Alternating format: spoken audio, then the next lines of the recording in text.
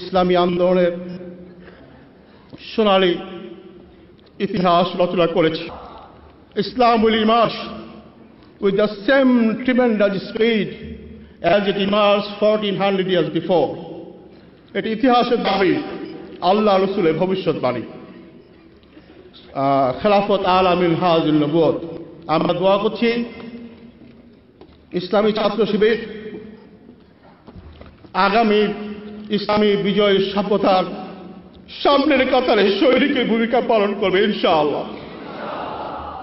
প্রিয় ভাইয়েরা, সময় কম, আমরা অতিথিদের বক্তব্য শুনব। ধর্মহীন পাশ্চাত্য সভ্যতার আর দুনিয়াকে নেতৃত্ব দেওয়ার কোন নৈতিক অধিকার নেই। বিগত 100 বছর তার মানুষকে নির্যাতন করেছে, দুটি বিশ্বযুদ্ধ উপহার দিয়েছে।